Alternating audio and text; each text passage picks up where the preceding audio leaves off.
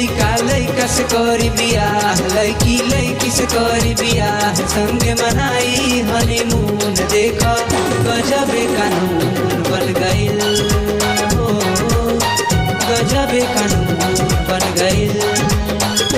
लइका लइका से करी बियाह, लइकी लइकी से करी बियाह, संगे मनाई हनीमून। देखा गजबे कानून बन गइल, हो गजबे कानून बन गइल।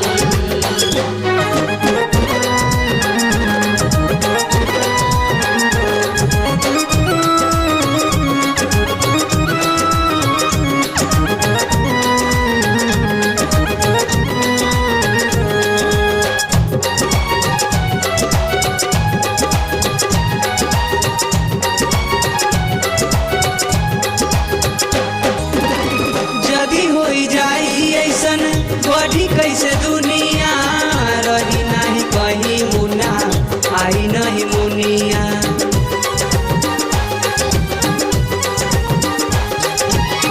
जदी हो जाई ऐसन बढ़ी कैसे दुनिया, रही नहीं कहीं मुना, आई नहीं मुनिया।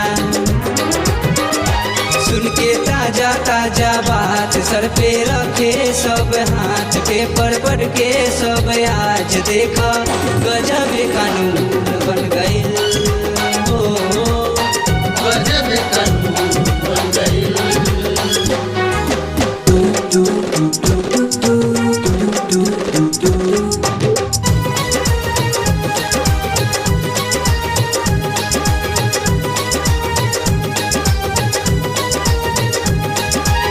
नियम बनवले ईश्वर टूट गइले आज, हो धरती पे आई पड़ले जग के होई नाश, हो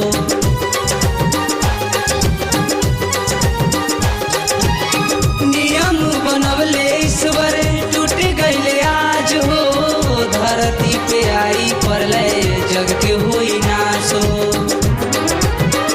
पड़ले आफत में परान, देख के ऐसन अत्याचार, देव तो करेलन विचार, कैसन हमारा से भूल हो गइल।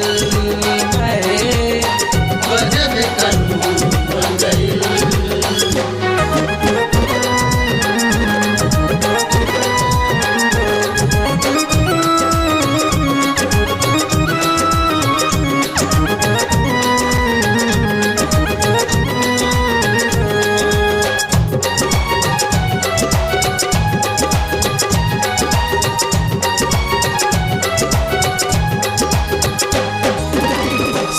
जगह होला आज बात यही चर्चा, पढ़ली हले लोग जब से आज परेचा।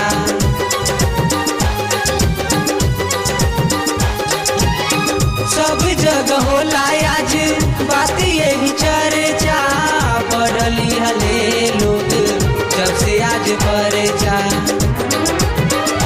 संगे संगे दीपक आज जनिए दुनिया के हाल, करिए सगरो बवाल। देखा गजबे कानून बन गइल, हो